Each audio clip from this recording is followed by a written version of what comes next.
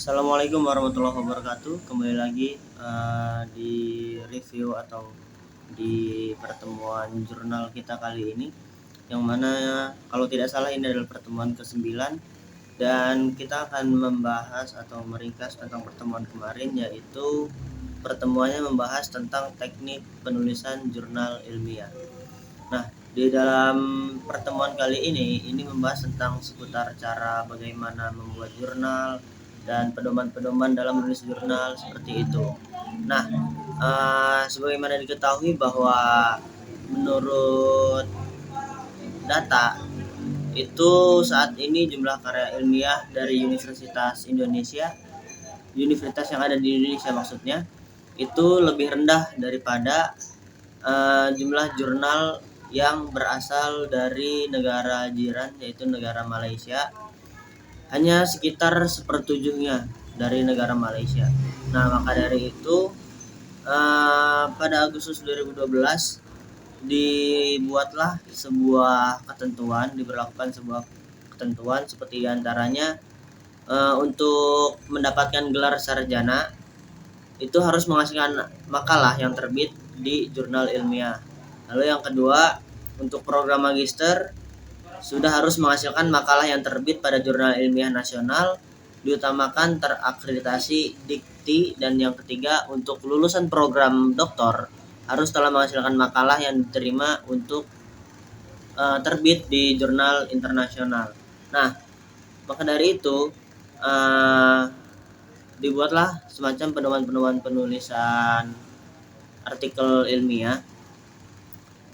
Ini juga sesuai dengan amanat Tridharma Perguruan Tinggi, yang diantaranya ada penyebar luasan ilmu pengetahuan dan teknologi serta terdapat asas manfaat. Nah, kemudian untuk kita memulai dalam penulisan jurnal ilmiah ini, artikel, jurnal dan sebagainya, itu untuk memulai tidak terlalu mudah juga tidak terlalu gampang. Karena di sini kita tujuannya adalah menyampaikan sesuatu, yang mana jurnal ini merupakan media atau merupakan bagian daripada media komunikasi ilmiah dan mempunyai aturan yang mengikat dan juga mempunyai pedoman serta aturan penulisan. Nah, fungsi dari artikel ataupun jurnal ilmiah sendiri ini, dia ada fungsi ilmiahnya, ada fungsi sosialnya juga, kemudian ada fungsi dalam berekspresi. Nah, kemudian dalam aspek penulisannya ini terdapat 3 aspek. Yang pertama itu aspek isi, yang dimana di dalamnya ini mengkaji tentang bidang keilmuan.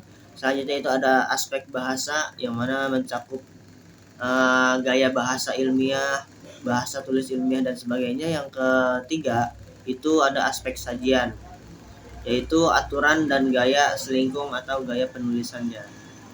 Nah, untuk ciri artikel ilmiah sendiri itu yang pertama ada objektif, yang kedua itu rasional, yang ketiga kritis, dan yang keempat atau yang terakhir itu pembaharu atau aktual lah, masih terbaru gitu, dan berdasarkan dengan kondisi terkini yang dihadapi seperti itu. Nah, adapun dalam proses penulisannya sendiri, dalam menulis jurnal atau artikel ilmiah ini dibagi menjadi 3 tahapan, yaitu ada tahap pra penulisan, kemudian tahap penulisan, dan pasca penulisan.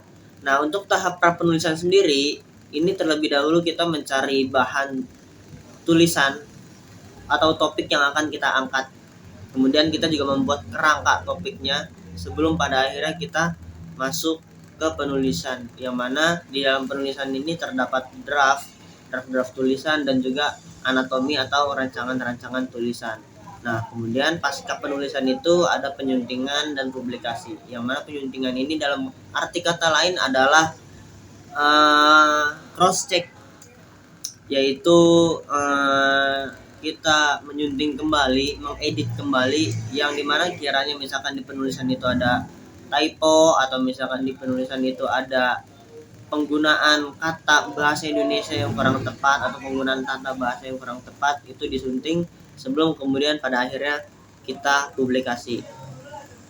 Nah, untuk anatomi penulisan sendiri ini terdiri dari judul, nama penulis, abstrak, kata kunci, pendahuluan, landasan teoritis atau empiris, metode, hasil pembahasan, simpulan dan saran, serta yang terakhir itu ada dafpus atau daftar pustaka.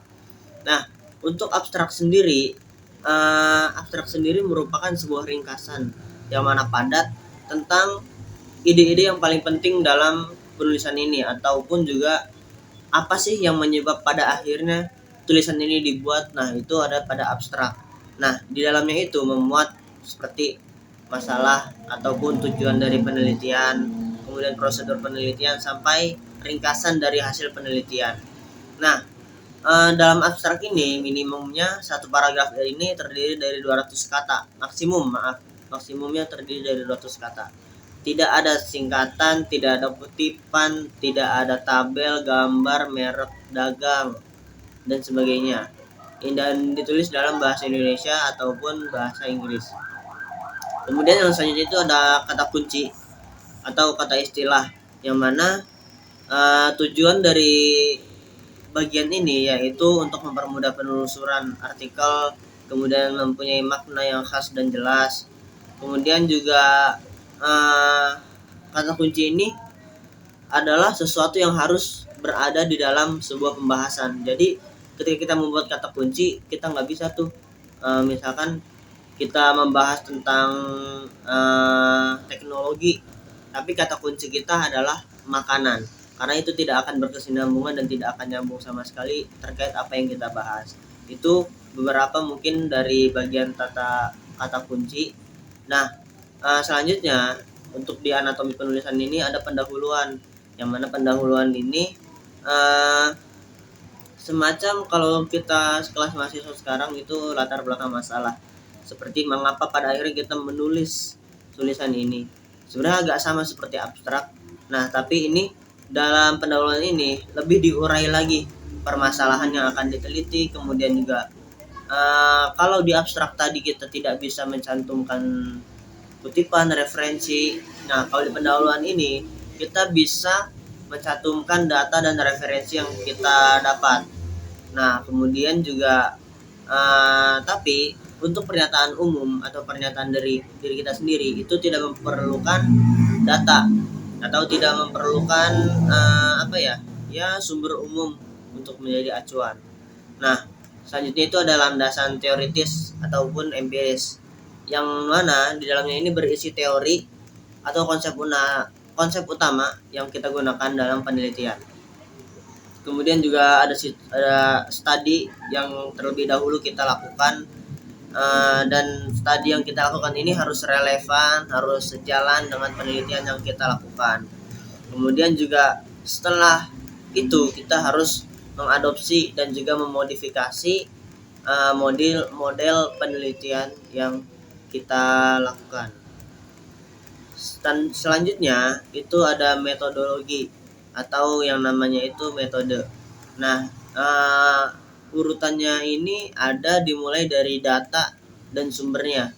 Kemudian ada jenis penelitiannya, apakah itu kuantitatif, apakah itu kualitatif. Kemudian ada spesifikasi modelnya. Kemudian ada kita menunjukkan bagaimana data itu bisa dianalisis. Kemudian juga bahan analisis kita, cara penarikan sampel, prosedur analisisnya, pengumpulan data, sampai hasil itu kita peroleh dengan sangat terperinci. Selanjutnya itu ada hasil dan pembahasan. Nah, uraian mengenai hasil dan pembahasan ini merupakan bagian utama daripada artikel ilmiah, yang mana dalam tingkatan ini atau dalam bagian ini penyajiannya haruslah tersistematis, harus sistematis, bersistem. Kemudian juga diperjelas dengan kita menggambarkan tabel atau kita mempunyai contoh gambar, contoh kejadian. Ya pokoknya diperjelas, ada ilustrasinya. Nah, kemudian juga kita untuk data ilustrasi sendiri itu harus ditafsirkan dalam uraian dengan memperhatikan masalah. Nah, untuk hasil dan pembahasannya sendiri ini berisi yang pertama diantaranya itu menjawab masalah penelitian. tentu ketika kita ingin membuat sebuah penelitian ada latar belakang, ada pendahuluan yang tadi di sebelumnya itu. Nah,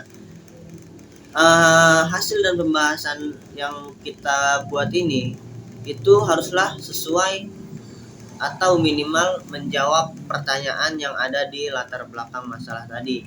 Kemudian juga menafsirkan hal-hal dari penelitian yang kita dapat.